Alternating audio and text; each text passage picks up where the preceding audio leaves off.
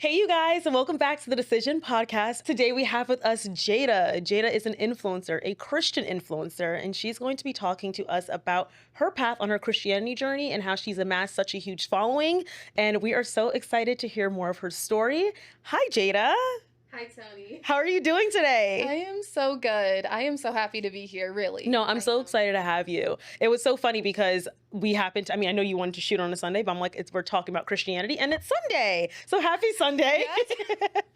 So Jada, what is the decision that you made that impacted your entire life? Giving my identity back to the creator of my identity. And Jesus. Yes. Okay. I was going to ask you, like, who do you consider your creator? Yeah. What led you down that path? Can I hear a little bit more about your childhood? Were you growing up in a Christian household? What was that like?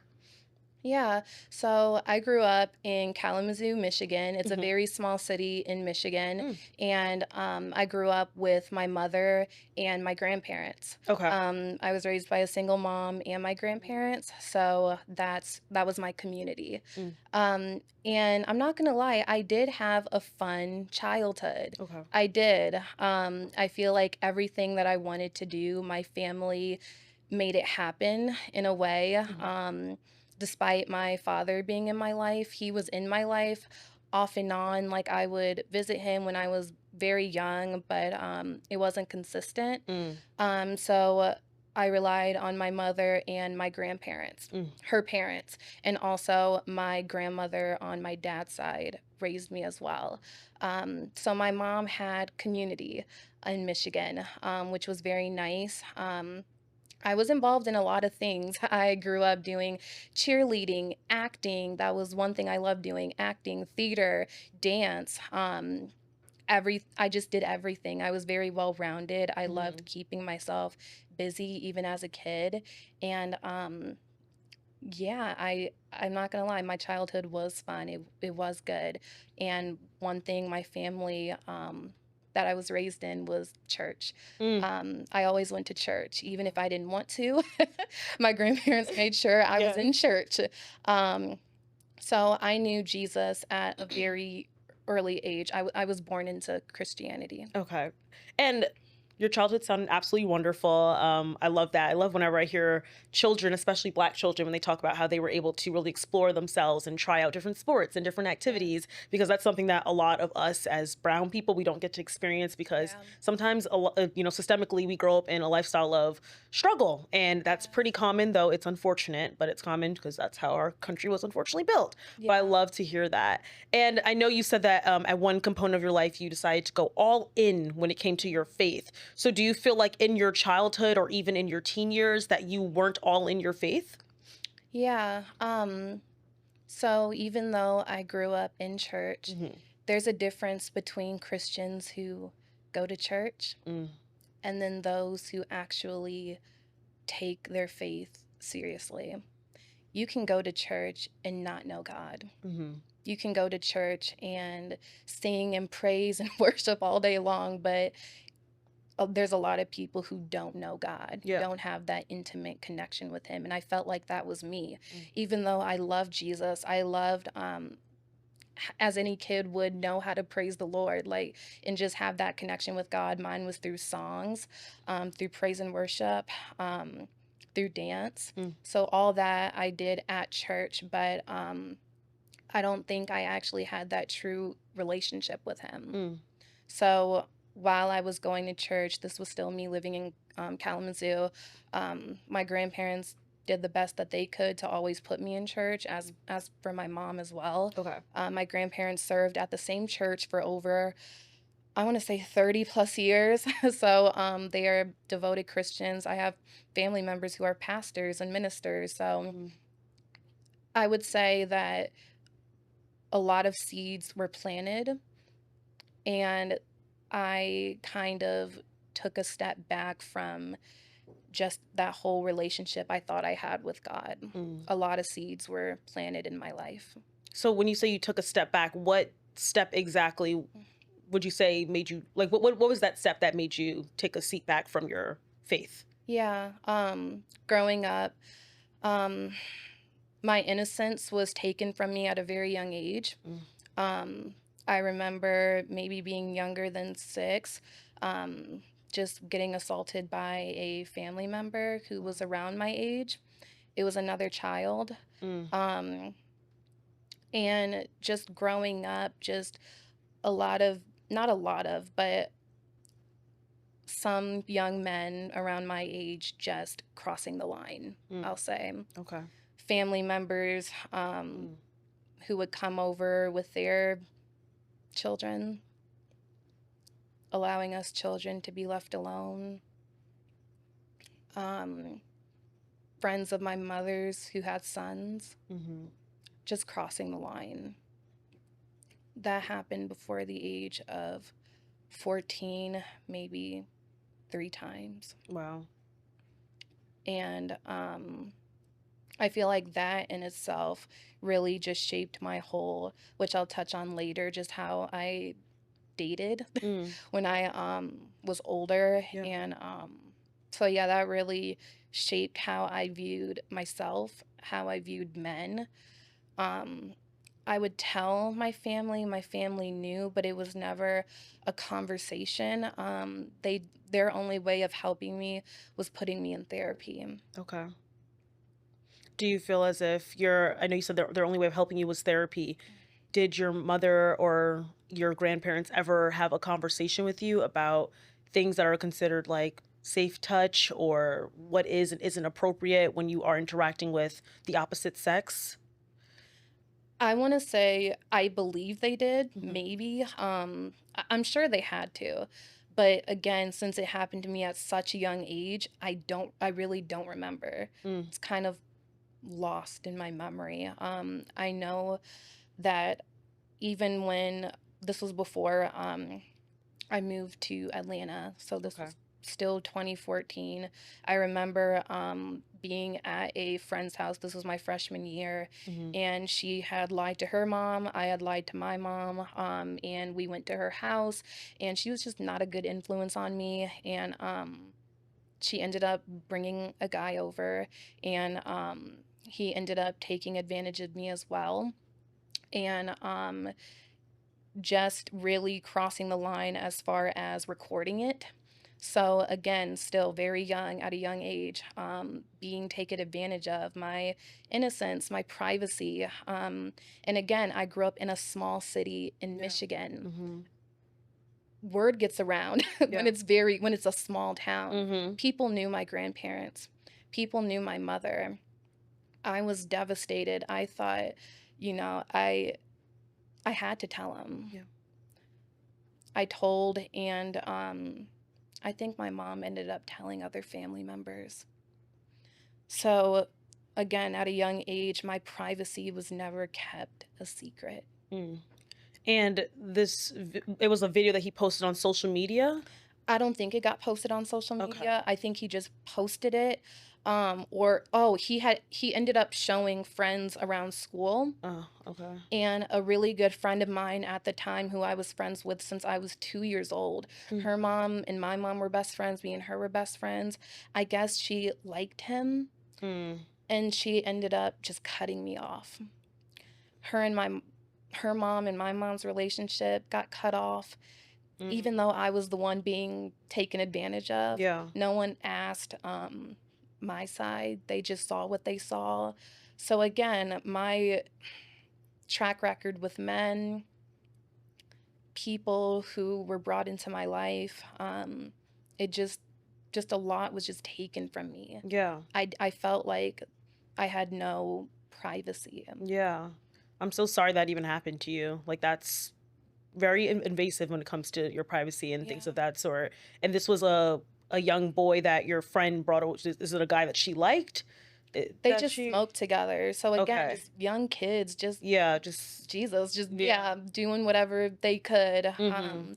And again, a seed was planted. Yeah. I went over there. I thought nothing would happen. Mm. What exactly, if you're comfortable Mhm. answering, what happened in the video that he recorded? Yeah, it was just I guess my clothes were just off. Oh wow. So and I didn't know he was recording. Mm. Um and I remember when I saw him recording, I just realized thought about it. Um I tried grabbing the phone from him. Mm-hmm. And then I like ran into I actually did end up grabbing the phone from him, Mm-hmm. running into the bathroom, like scrolling through it. Like, I need to find this video. I need to Yeah. see it. He was banging on the door. Like, my friend was just screaming. So I just, it was very scary. Yeah. And in the video, so was it like something that were you like changing with your friend or something? Or was it like, you guys, Mhm. you liked him maybe and like you felt like you were taking advantage of him in that regard? Yeah. So I remember he was just like, just take your clothes off. And I'm just Mm, like, okay. I had never really done anything like this yeah. before, as far as undressing in front of a guy. Mm, So, but I saw like he was recording something like this. yeah. Um, and so yeah, Yeah. that's when I ended up just grabbing the phone and Mm-hmm. just running into the bathroom trying to like swipe and Yeah. try to find the video. I didn't end up finding it. And then I think that was on a weekend, and the Mm, next on that Monday at school, everyone knew. wow. My mom ended up pulling me out of that school because um I tried to, Mm.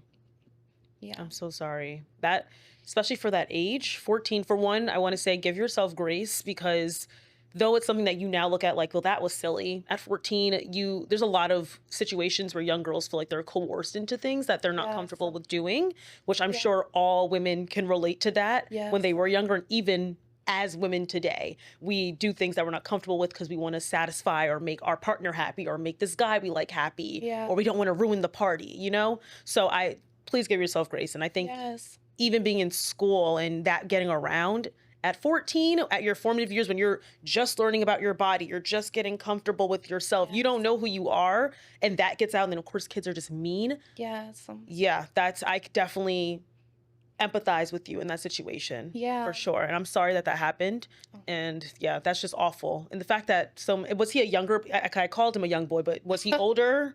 He was not. We were, I think, in the same grade. Wow, that's crazy. I mean, Yeah. I can't say I'm shocked because I'm like trying to Yeah. reel it back in because in my head, because we're like old, we're like 25 now. So I'm Yeah. like, oh my God, what are young boys thinking about at that age? No, now looking back at middle school era, like they were like Yeah. And I that. was Very. comfortable being in a room with him, but it's Hmm. like, and I'm not gonna lie, I thought at my 14-year-old age he was attractive. Yeah. So I'm like, okay, but again, seeds were planted that maybe this is okay. Yeah. Maybe, my friend, he's here all the time with her. Mm. She has a boyfriend. Did you feel judged by your family? I know your mom removed you from school after, and then you were going to make a very tough decision that a lot of people have gone through in terms of not feeling like they need to be here anymore. And Yeah. that's an assumption. I don't want to Yes, assume. it Okay, was. that's what. Yeah. Okay. Um, but so with your mom, how do you feel your mom treated you in that scenario, or your family at least? Yeah, like I said, with my best friend at the time, when her and her mom found out, they ended up cutting me off. Wow. Her and my mom, the friend's mom and my mom didn't end up talking for a long time. And I don't know. That whole part of my life was really just me trying not to end my life. Mm, 14. 14 years old. My mom ended up pulling me out of that school, and I ended up being not an inpatient, but in outpatient care for self-harm.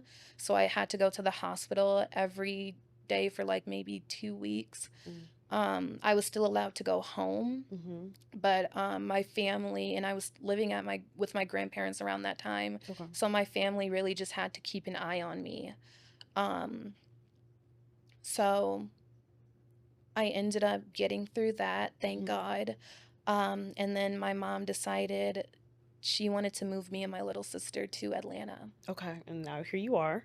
So how was that transition after being in a small town and now you're in a major city in the country? How was that transition from you clearly going through a mental health crisis, as we would probably Yeah. suggest? How was that transition? Because you were around 15 at this point now? I was 15, Okay. yeah. So how was that transition? It was hard at first. leaving your support system. Yeah. We don't really have a support system. At the time, we didn't. So it was just me, my mom, my little sister. I am the oldest, by the way. Um, and at the time, it was just me, my little sister, and my mom. Yeah. And everything seemed to be going good at first. I ended up getting enrolled to a new school, and I ended up making friends. Again, I was back to joining cheer, acting, dancing, Good. just anything that I could do because I loved performing. That was one thing that I felt seen in, something that I just loved. I loved making people smile and happy no matter what I was doing. I Yeah. just wanted to be seen. Good. I love that. And I was going to ask you, I meant to bring this up Yeah. earlier, but with your friends that you said cut you off, was that due to religious reasons that they felt that you were not leading a Christian life? Oh, yeah. No. No, it was just It was because just, yeah. the friend liked him. Okay. Yeah. Okay. And they probably thought that more was to the story. Um, it was, yeah, that part of my life was very hard because I'm just coming out of middle school. Yeah. And I'm still like, that's rough. really young.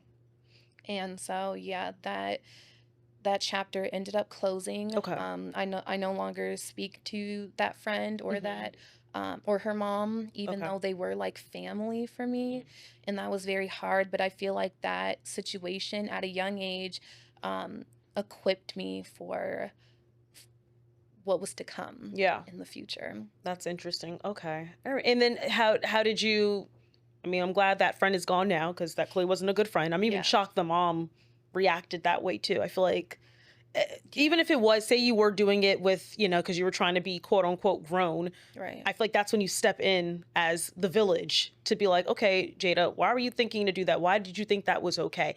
That was her time, in my opinion, to step in for a young girl to become a woman. And sometimes that makes me question, 'cause I always say, like, I mean, reeling it back into the Black community, I feel like there's a lot of toxic masculinity, and women utilize it as well, and they put that on to young girls, and they restrict these young girls to be able to grow into women. They act like young girls can't make mistakes, which we all make mistakes, regardless of gender. So, yeah, that just annoyed me a little bit as I'm hearing and it. like you said about the Black community, so many older women Yes. project onto young women, oh, you're being fat. Yes. Why? Just because I have guy friends?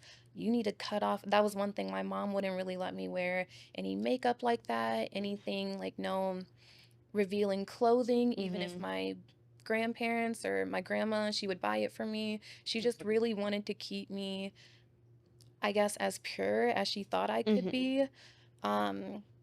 But again, like it was her only solution was just to put me in therapy. Yeah. And I feel like even in doing that, that ends up you trying to make a child pure, you're sexualizing that child in that as well. I know a lot of younger women that were also like more curvy and had more bodies. They can't wear anything. Like they can't even live. So it's something that we see all the time. Like you can't wear red nail polish or no short shorts. No, men are coming over. You can't wear that. Go change. And no one's talking to the men that are looking at these children that you're inviting into your home. Exactly. Like that. I think I've always thought that was insane. If you can't walk around in little shorts, even around your father, that's crazy. You know what I mean? Like, because that's some rhetorics in some households too. Like not even around your dad, you need to be fully clothed, but your brother can walk around with no shirt on. So apparently that's okay. Yeah. So don't like that, and we see it all the time when it comes to the Black community with women, sometimes the older women, the elders, and I think that's also, which we'll get into later, which steers a lot of people away from the church. And even I can speak for myself that when I was like at that age, I did not care to go to church because I felt like I went to Catholic school in my life. So a lot of the older teachers out there were very Christian-like women, well, quote unquote, they just weren't very nice to us just growing like 13, 14. Like we're figuring out what we like to wear. And maybe, we want to show a little shoulder. Like that does not mean like, you need to put the cross on us. Like, so we'll get into that later. Because we now know that you make content solely about your Christianity and your faith, and you've grown a huge following from it. So we'll get into that later. But with you transitioning to Atlanta, did you find friendships and things of that sort? So I did. Thank God.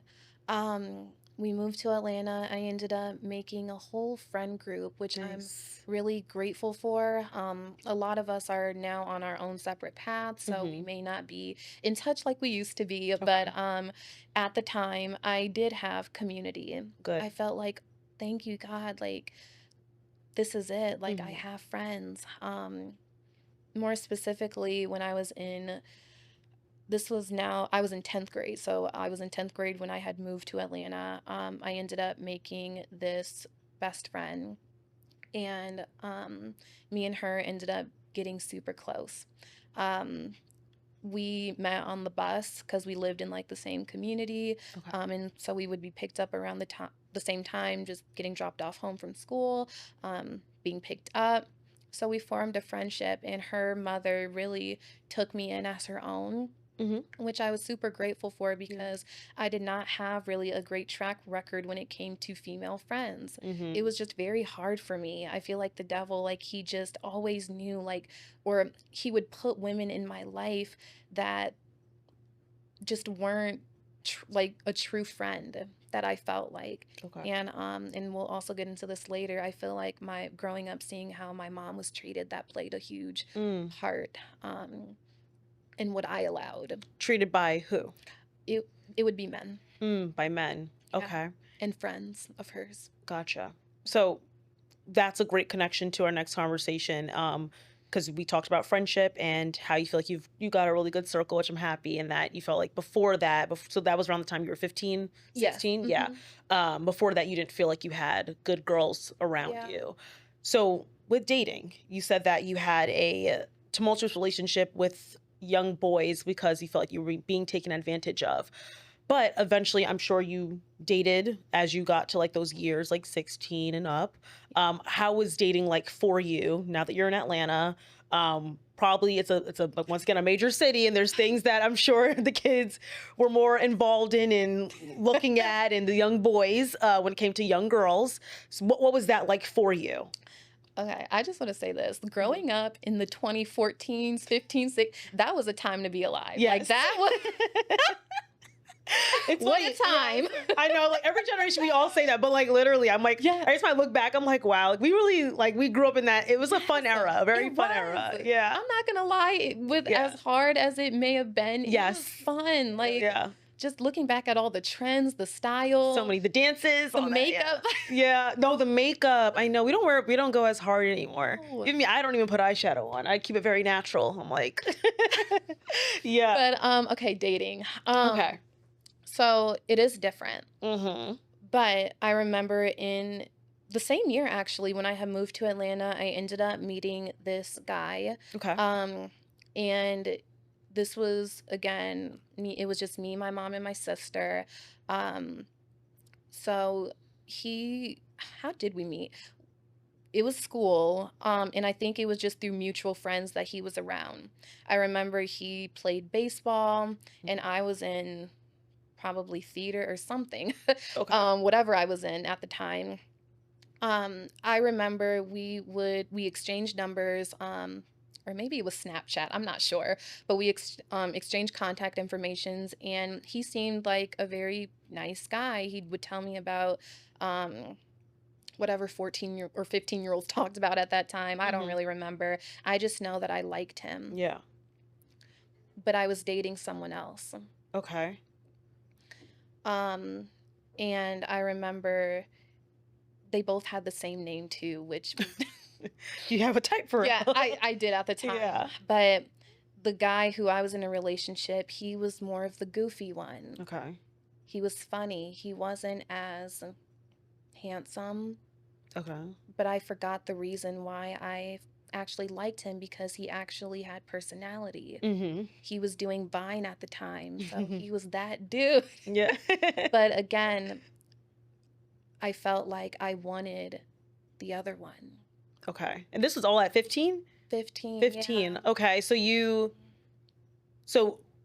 are you insinuating that you like cheated on the boyfriend? Okay. I didn't cheat. Mm-hmm. I quickly broke up with him, Okay. even though his family treated me so good. Mm. And sometimes I even just get teary-eyed just thinking about how that relationship shaped me, because that was my first boyfriend Okay. in Atlanta, and now he's a very big content creator. Mm. I'll show you him Okay. I'm after. curious now. But I thought, because this guy played baseball, Mm. he looked more put together, like how I liked. Mm-hmm. He comes from a good home. Both of his parents are doctors. Maybe I should be with him. Mm. So I went after him, and we ended up getting in a relationship. I remember he had left out just one tiny detail when he was like, "Do you want to come trick-or-treating with me and my family? Or you can bring your little sister. I have two little sisters. Why don't you meet at my house?" I'm like, okay. I'm thinking I'm just going to pull up to a regular home. Mm. This was in Sandy Springs, because I went to school in Sandy Springs. We go up. My mom was like, "Jada, are we at the right house?" I'm like, "Yes." A mega mansion. Wow. He was loaded, and I'm like, "That's what you forgot to tell me? Like, you're wealthy?" Are we at the So, right house? yes. So I felt like this is where I needed to be. Mm. This is where I felt like, okay, maybe this is God. Maybe he wants me to be with him for whatever reason. That ended up being another horrible relationship. Mm. He was very controlling, very verbally abusive, mentally abusive. And the irony was, he ended up leaving me for someone else. Mm. So I feel like God took me through that cycle to learn you don't always have to go after the guy who has it all together. Mm-hmm. So many women want the man with money. So many young women, and I used to be like that, want the man who seems to have all the materialistic things, and drive the nicest car, Mm-hmm. who's wealthy, but that comes at a cost. Yeah. I've dated men with money, and I can tell you, it's not worth it. Yeah. Unless you guys maybe build together, Mm-hmm. or maybe you guys started around the same time, like just off rip, Yeah. getting in a relationship with a man with money. That's just, in my opinion, in my experience, Mm-hmm. it wasn't good. Yeah. No, I've dated, yeah, similarly. And a lot of the times they can be a little egotistical, Yes. controlling. They feel like I mean, I guess in a certain degree, it can be the case. They want to think that way because Right.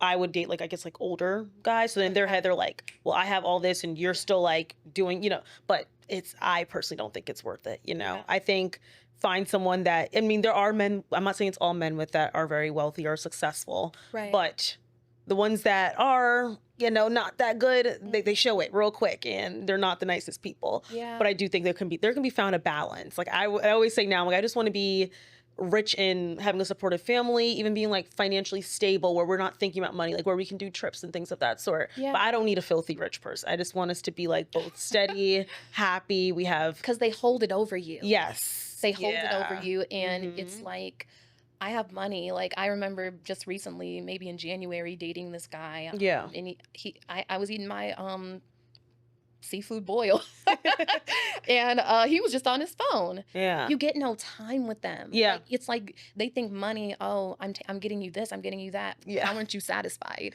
Yeah. Maybe I want your time. Maybe I want Exactly. you. Mm-hmm. Yeah, this one guy similarly, he was he just would spend, which is, it's great. I thought I was like, okay, this is nice, but he did not care to spend time with me. He would be he would just send me money. Okay, well, I can't do this today. I have this going on, I have that going on. And it starts making you feel like you're kind of a little, I'm like, are you married? Well, this is weird. Yeah.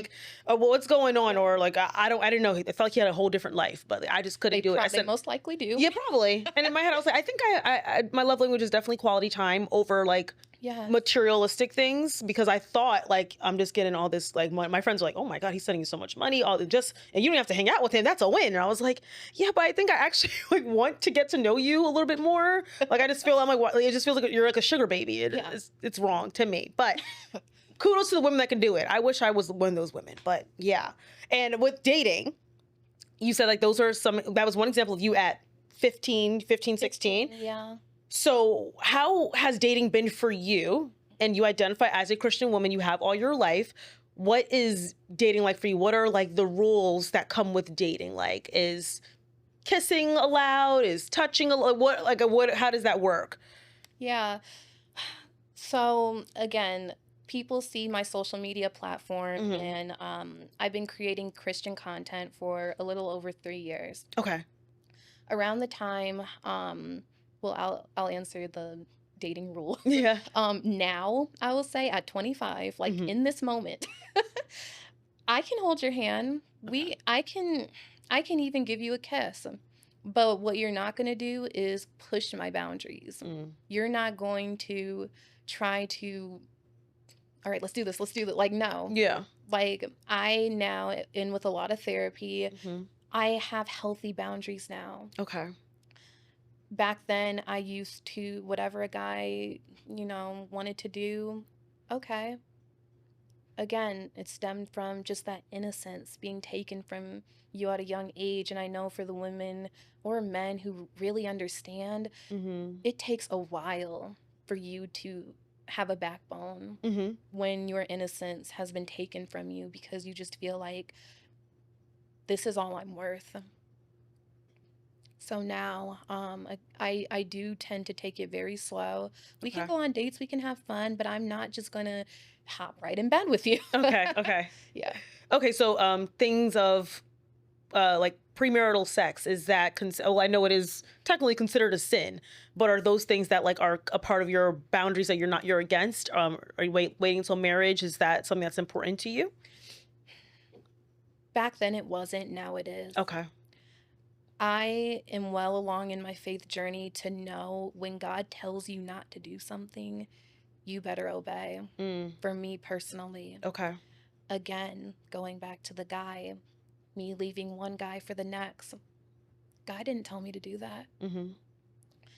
I'm now at the point of my relationship with the Lord where when God tells me to do something and that's one thing he's keeping from me, like not keeping from me, but I'm trying to keep until marriage. It is Hmm. sex. And I remember he said, you can date. I'm not telling you not to date. I'm not even telling you not to kiss.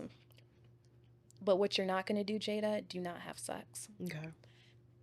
So when you say God told you, because some people don't like, 'cause, some people that maybe are a little bit worried about their faith, or they don't really Yeah, believe, or just straight up atheists. right. When you say God told you, how did God tell you? Like, is this through prayer? Is it through reading the Bible? Do you literally hear a voice in your head telling you these things?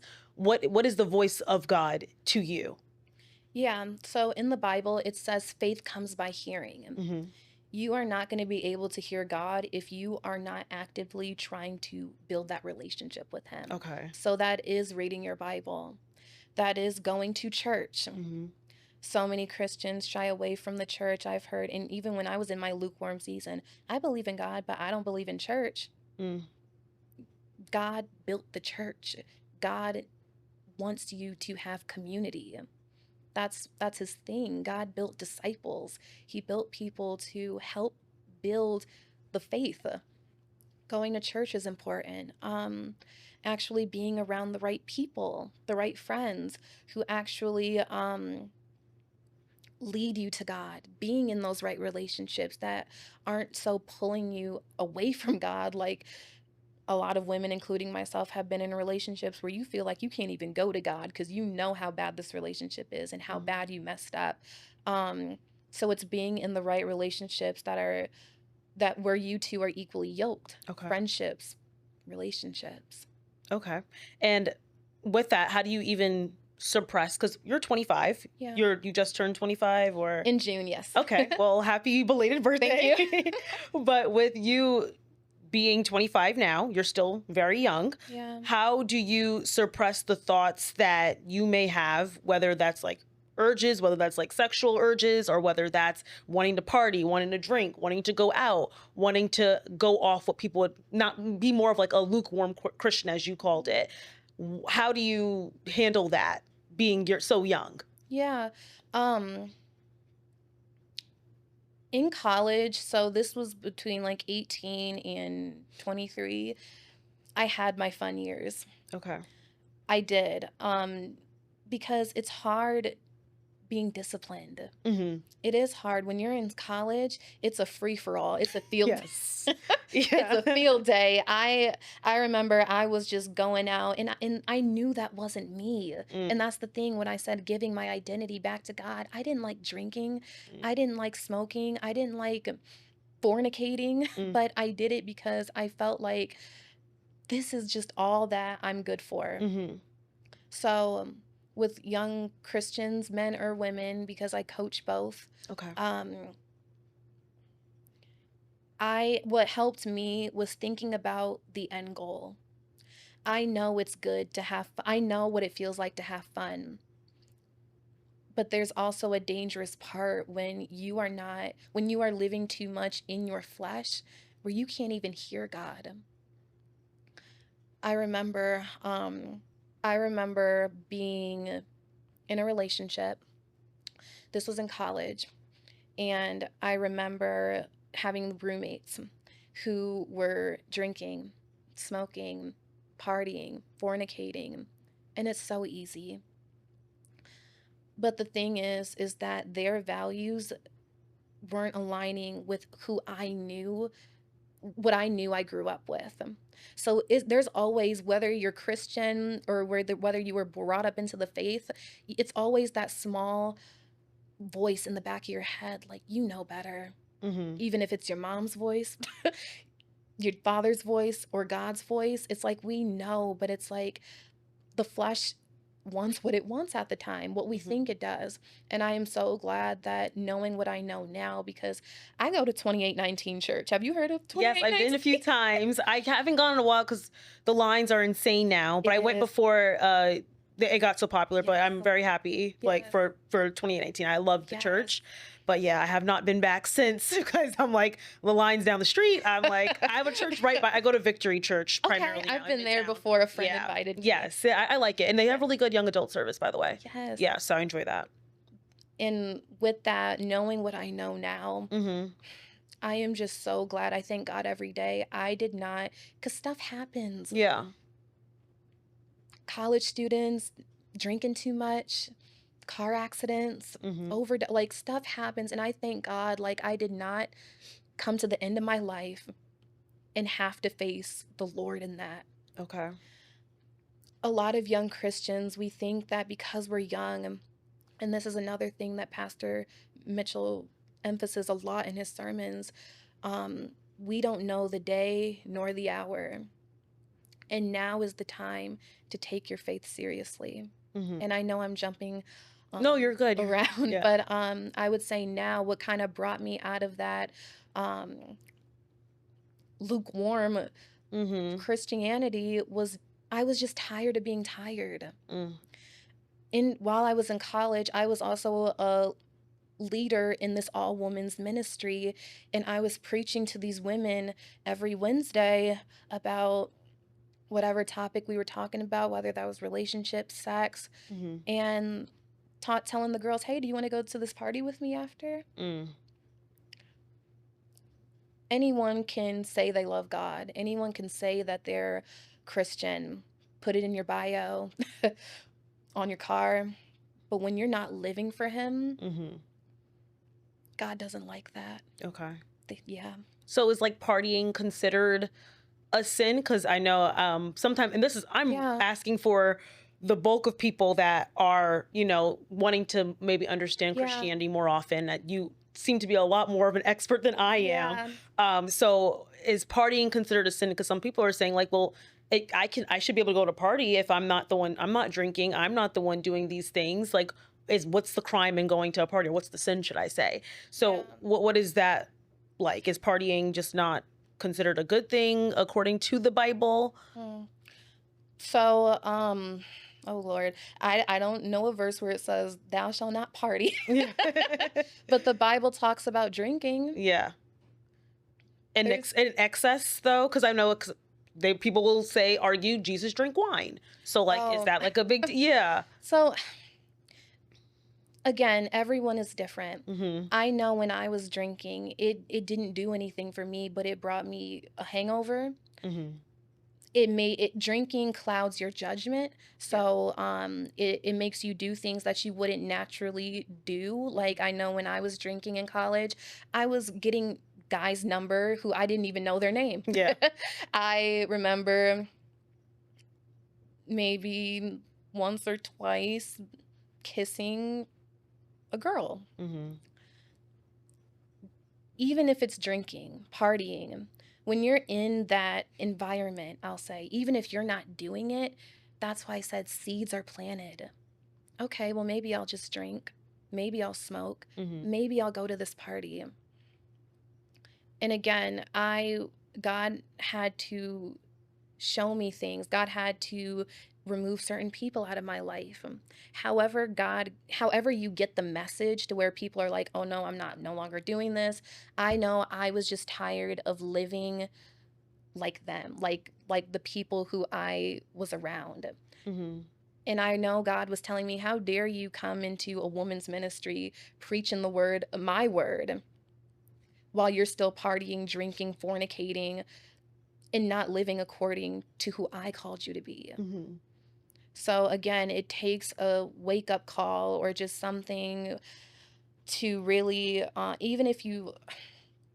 again, if you don't know, if you don't hear from God, Mm-hmm. if you're the type of person where, okay, I know I shouldn't be doing it, how, is this okay? How I got from that was reading the book of Proverbs, because Proverbs is the book of wisdom. Mm. When people say, hey, I don't know where to start on my Christianity journey, I always say, look in the Word of God. Again, I'm not saying I know the Bible cover to cover. Yeah. But what I do know is that there is not one thing that the Bible does not touch on that you have not been through. Mm. It's there. That's actually really helpful to, like, for people that want to read the Bible or are scared to read the Bible but Yeah. want to read it. Yeah. Because it could be intimidating. The language is very different than how we speak Yes. today. But I'm sure it incorporates a lot of studyings. I know I bought my mom actually this book. It's like 52 weeks of the Bible. So like you'll like Yes. read the entire Bible in 52 weeks. Yeah. I know we both started it, but we didn't finish because we're like, I'm like reading it. I'm like, all these big words, all these names. I'm like, I don't even know what's going on. Yeah. But I do hear that the more you read it, the better it is at understanding it. Yes. Because it literally was like studying. I had to keep pausing every verse. I'm like, wait, what does this mean? I'm going on Google, like trying to see other people's interpretations of what that meant. So it's definitely a learned skill, I would say. So in regard to you now being who you are now, where you consider yourself to be a devout Christian and not more so like a lukewarm Christian. What led you to that place? I know you did say you grew up with, in Christianity, but you still made mistakes as you were a growing young woman. But what led you to be that Christian that is all in, which I did ask a little bit earlier, but we start off with your childhood. But today, who you are now at 25, where you feel where now you have these boundaries. You're like, I'm not having any premarital sex. I'll hold your hand. I'm dating a little bit differently. I'm not drinking. I'm not smoking. I'm not partying. I'm going to church. I'm reading my Bible. What led you to that? Okay. So I'm just going to take it a step back into college. Okay. Again, there was parts of college that were really great and others that weren't so great. And this all goes back to my identity, who I thought I needed to be. So a friend had introduced me to OnlyFans. Okay. And he was saying how, I guess, like, he follows this girl on OnlyFans or something like that. He was just talking about it. I'm like, oh, what's that? This was in 2022. Okay. And he was just saying how a lot, like, girls, they just post whatever and then, like, they make a bunch of money. Around this point in my life, I was so broken. And I thought that my only way, not my only way, I thought the only way I'm going to present myself is how other people see me. They see me as the cute, innocent girl, but behind closed doors, I'm not. Okay, maybe that's who I should be then. I ended up making an OnlyFans account, and I knew it was wrong. But again, seeds were planted. The Atlanta lifestyle. Yeah. And on the OnlyFans account, did you see any success with it? What type of content did you post on it? Yeah. What was around what did you do on Yeah. OnlyFans? I'll just say this. I had an OnlyFans for maybe 3 to 5 months. Okay. I ended up paying a whole semester's worth of my tuition. On OnlyFans? How did you end up paying? You have to pay to be on that? No, I got OnlyFans. Mm-hmm. Between 3 to 5 months, I had enough money from OnlyFans. Oh, okay. To pay for a whole semester. Gotcha. Okay. I felt like I didn't care anymore. Yeah. Friends, they couldn't really care less. Like, yeah, girl, get your bag. Guys taking advantage of you. My family life not really being that good. What other way beside, like, I already know, and one thing about me, I know how to grow an Instagram following. I don't know what it is about Instagram. I know how to grow a following on Instagram. So that was my identity for about 8 months. People knew I did that. Okay. Some didn't. Some did. There was a point where I didn't really show my face.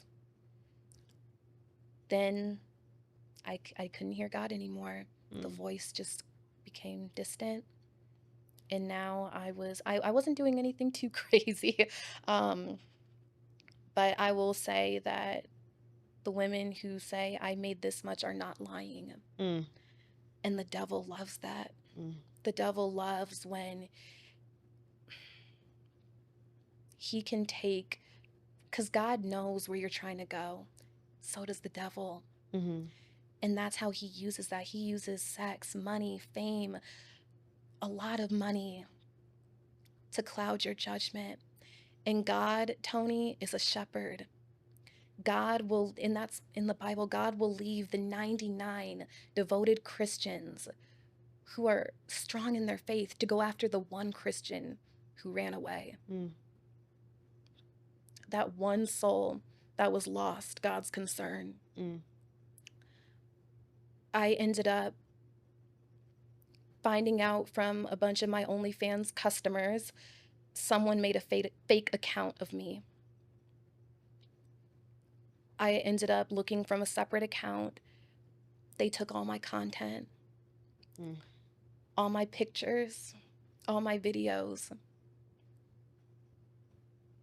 and started marketing it as their own. Now I'm back to where I was at 14. So I ended up telling my therapist. She was like, why don't you send this fake account a cease and desist? You know, maybe you can try to scare them with the law. But there's no protection. There's no protection in that, in OnlyFans. Once your stuff is on Twitter, online, it's a free game, free for all. There's no law that really protects you from pictures or videos, as scary as that is, unless you know that person directly.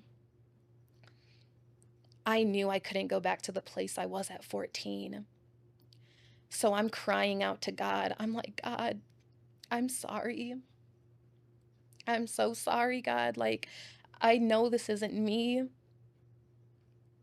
So I remember also around that time, my personal Instagram account, and this is how good God is, it got deleted out of nowhere.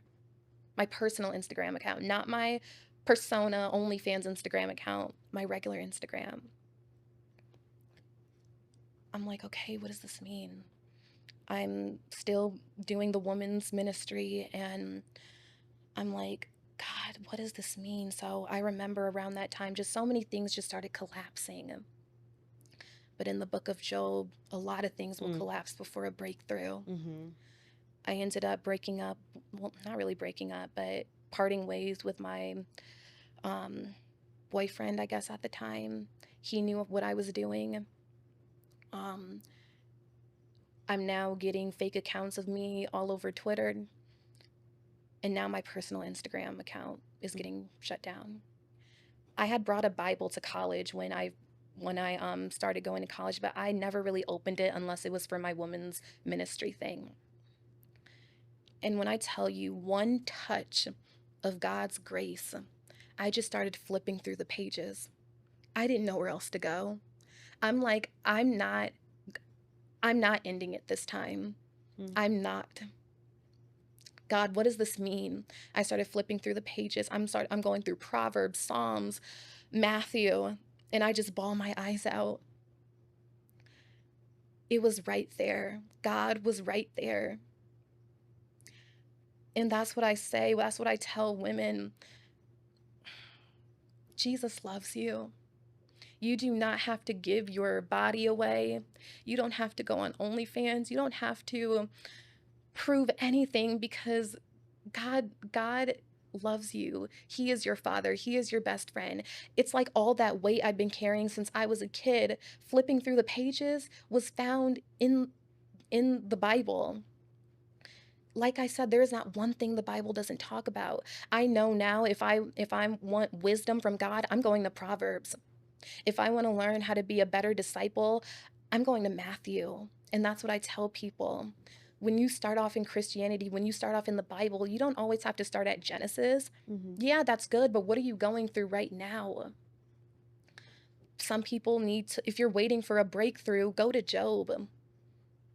If you feel like your brothers or your siblings are turning against you, go to David, go to Joseph. Like the Bible, there's not one thing the Bible does not speak on. And I feel like just truly understanding that for myself, truly letting God in, because that's all he wanted, for me to include him in my life.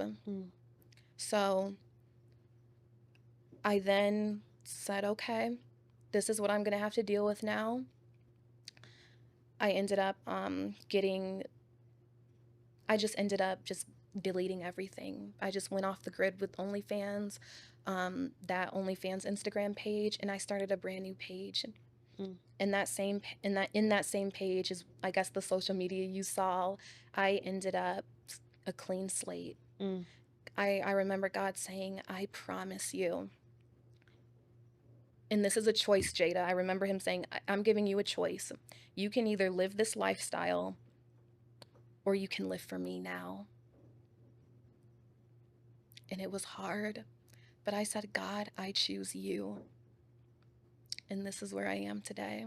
Wow. Your testimony is absolutely beautiful. And I think even with people seeing that you didn't grow up being what people would say the perfect Christian, and they see that you have had, I guess I don't want to call it like turmoil, but there's been moments in your life where you have gone through ups and downs, should I say. So given that, with Christians that don't feel as if they can get into the church because they feel like the church is very judgmental, or they feel like the church is not a safe space, and given the state of our world right now, where we're seeing sometimes Christianity be kind of even weaponized, what would you say to that Christian that is like, I don't want to be a part of this because it seems like Christianity is not a safe place. It seems like Christianity is not a place where I want to, a community I want to be a part of.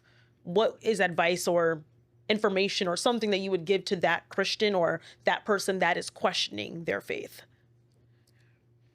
I would tell them, think of every situation that you have gotten out of by the grace of God. And this isn't, and again, people do weaponize Christianity, and people do are judgmental with it. And I know back then that's nothing I wanted to hear. I wanted what I want. It felt good. I can repent later.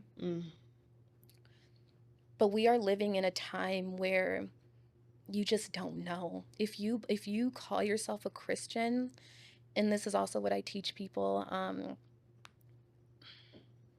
just try it. What helped me was reading the Bible even if it's just a verse, every single day for 21 days.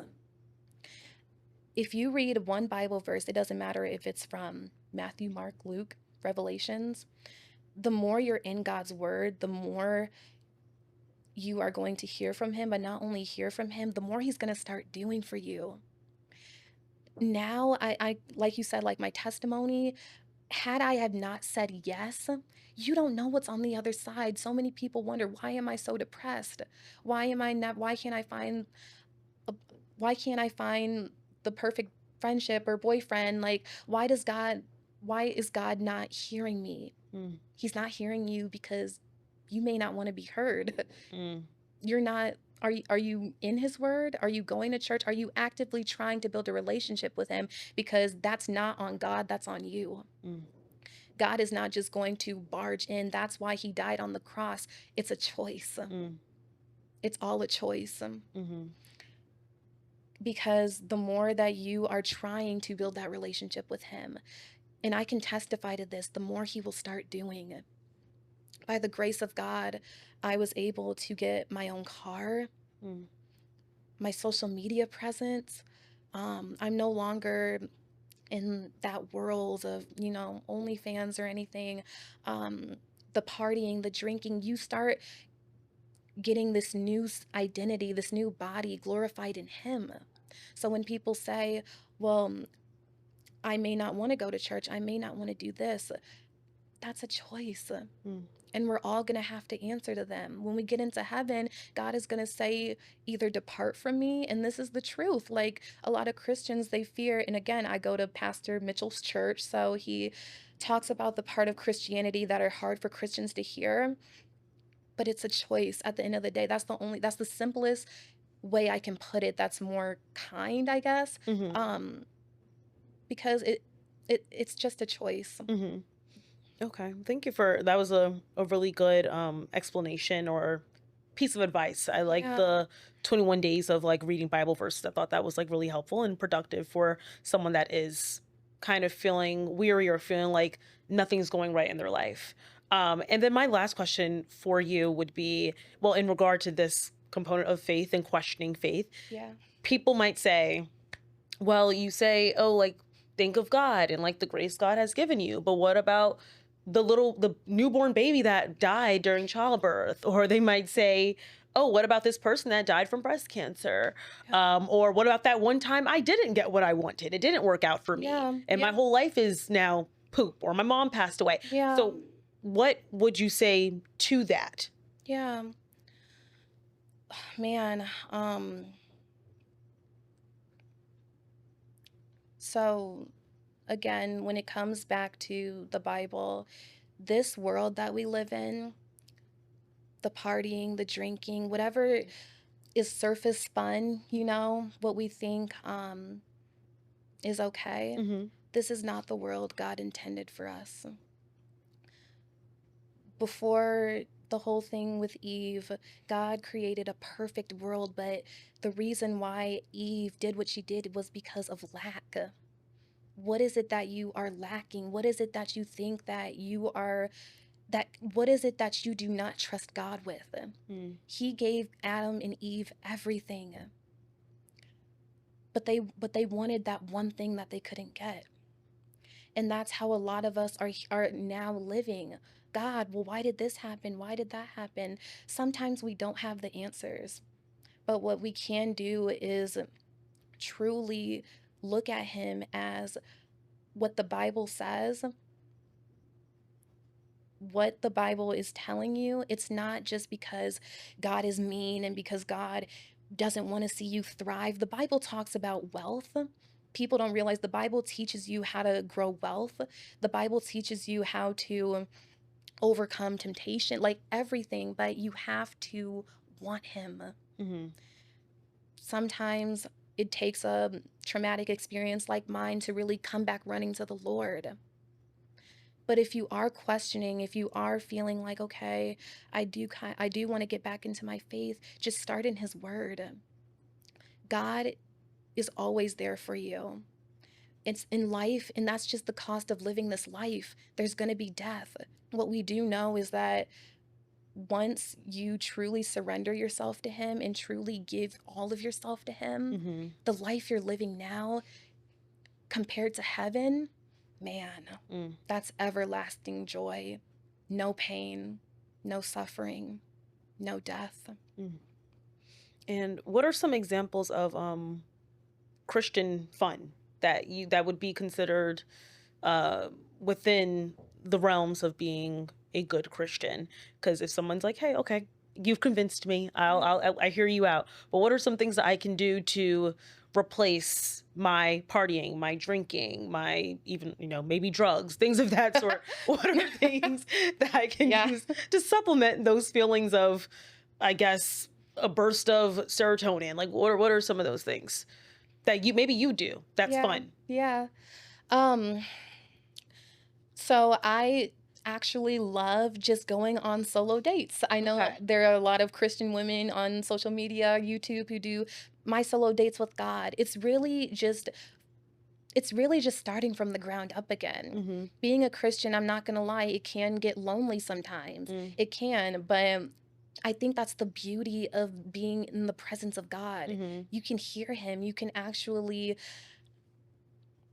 feel and hear what he has planned for you in your life. It's all about that intimacy. So again, finding a community, going to church. Again, a lot of people flee away from the church. Maybe if you go to the right church, um, you can actually get into community and start building those relationships. Mm-hmm. Um, also, really just I guess, I don't know, like, replace drinking. I feel like there's a lot you can do. Yeah. What are some um like do you like do you go to museums? Do you go to oh like yeah. painting classes? Like what are Oh those like some yeah. things that you I love do? I Yeah. actually love painting, Oh, actually. nice. And social media has actually been my outlet. I love that. Really just getting into that content creation Mm. journey. And also just with me, um and again, I know it's lonely. So Mm-hmm. those first maybe few months or year, it is going to be you and God. But that doesn't mean that God isn't working on you, and he didn't forget about you. Yeah. This is a lifelong relationship. Yeah. And now I'm actually working on writing. I got reached out by a publisher for a book. That is so amazing. So with me, yeah, content creation, cooking, baking, I love doing. Oh, yeah. I love baking and cooking while listening to sermons, to podcasts. Mm.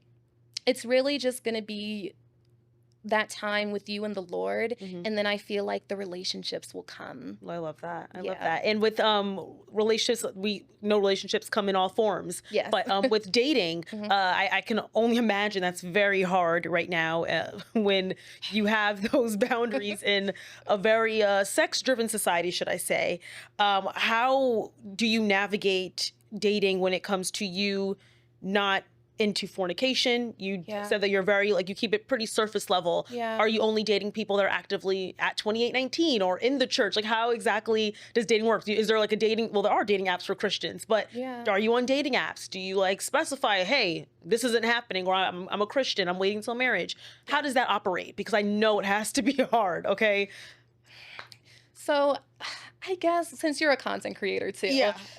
just because we're content creators doesn't mean men are just coming at us left Oh my and God. right. I tell so many people think they're like, wait, so do you feel like you get a lot more No. guys now? I'm like, No. no. I feel like honestly, even like with dating, men sometimes get a little intimidated when they see that you have like a presence where people Yeah. are like, they care what you have to say. Yeah. It's like, oh, you have kind of like a power a little bit. Yeah. And it's like it's made it, I think, honestly, a little bit harder. It is. And It's yeah. very hard. I have dated, Mhm. and I'm not gonna lie, I have slipped up. Okay. We're all sinners. Yeah.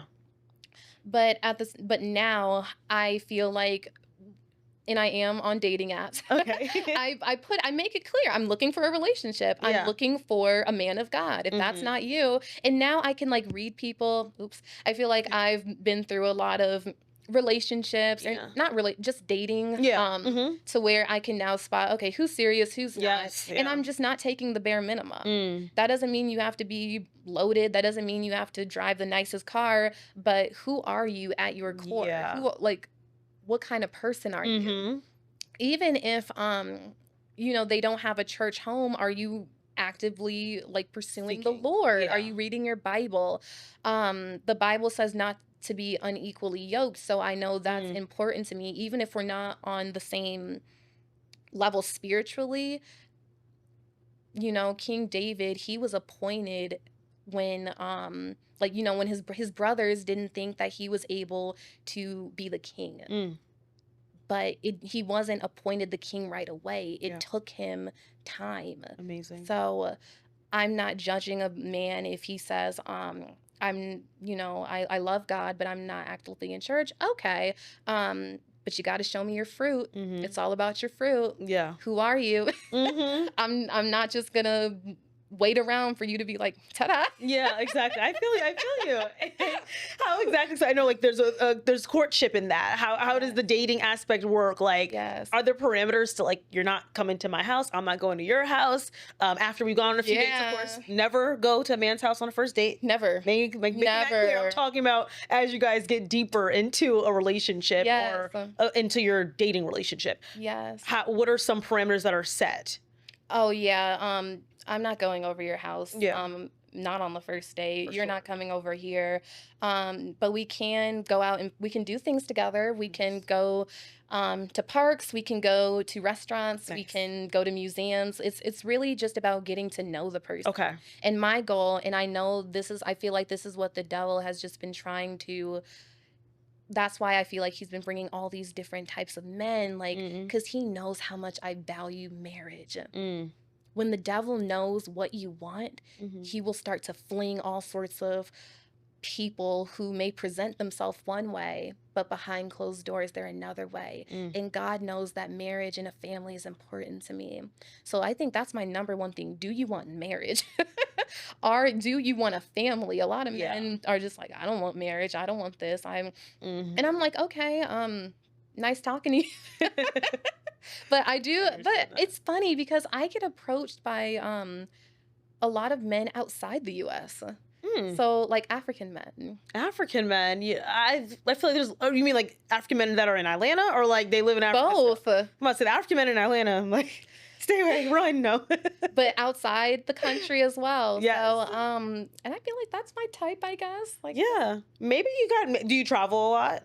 Not a lot, but that's just always what's the men who's just presented themselves to me. I think if you for sure travel as someone that I feel like I travel pretty frequently, you'll quickly see that a lot of people, like the way that Black women are so undesirable, quote unquote, in America, we get a lot of love outside of the US. We do. So like, especially like I would say in Africa, I haven't been to Africa yet, but I've heard like good things. But in Europe, in Italy, we were getting like they were loving on us. So Italy, Switzerland, I didn't really do much in Paris when I went to Paris, I went to London, but yeah, for sure, like those, like I heard Ireland apparently, I'm like, I want to try out Ireland just to like go, but like, yeah, there's love over there, and I think they also take commitment a lot more seriously than they do in this sweet home America, but you know, it's rough out here, but yeah, I completely understand, and I know even in relating to you, as we both are 20, I'm 24, Bob will be 25, but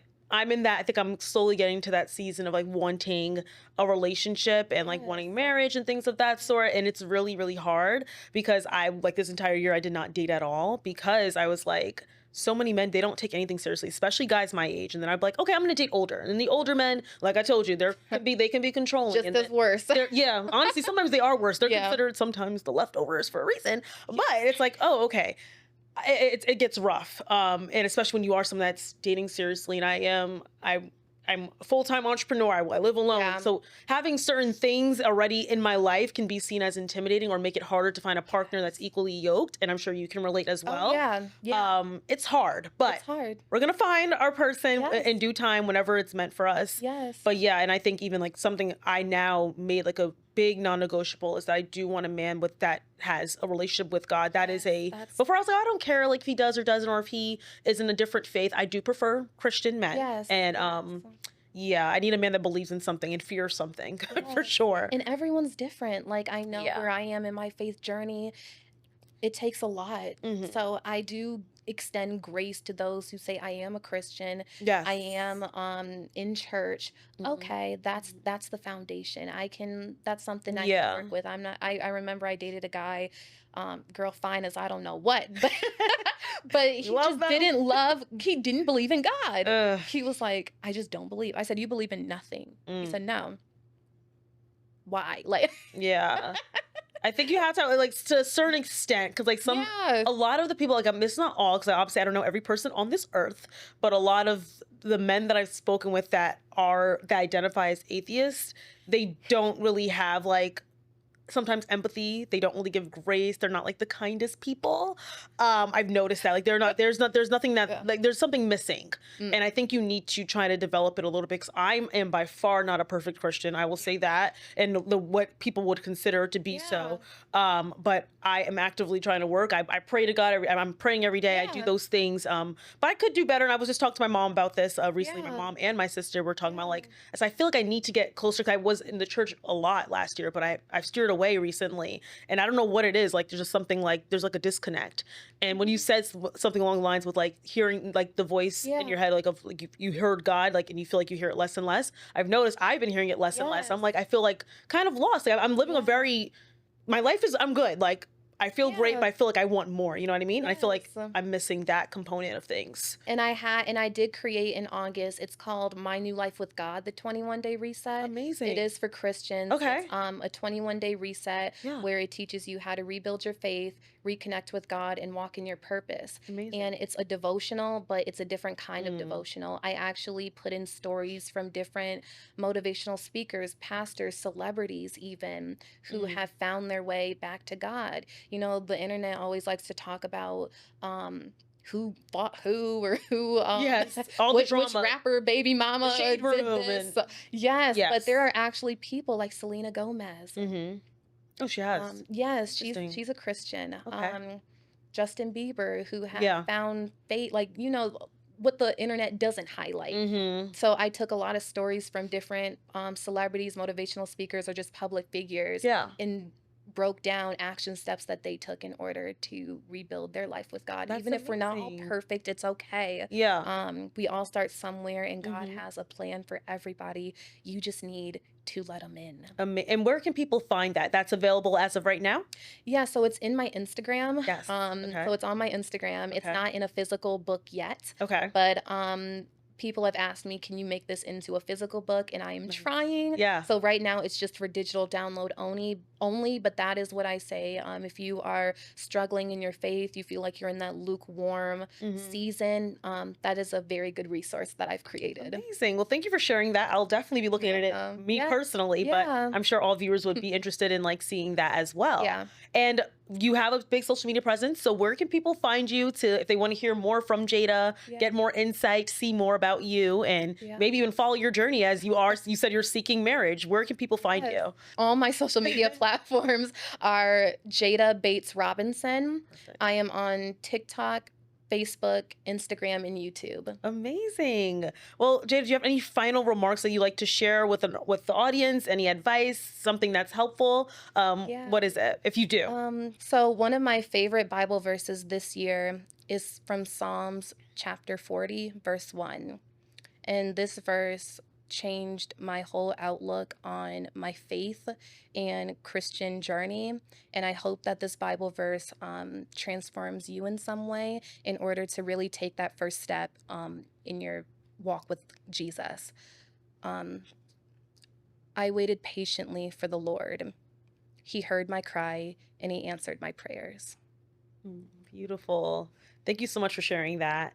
And thank you so much for sharing your story, being so vulnerable. This was a wonderful conversation. Yes. I'm so glad we got to meet. So yeah, thank you so much. You're so welcome. Thank you so much for having me. Yes, of course, of course. Thank you guys so much for watching this episode of the Decision Podcast. Please be sure you guys are following all our social media platforms, subscribe to the YouTube channel, and yeah, we will see you guys in the very next episode. Bye guys. Thank you, Jada, again. Thank you.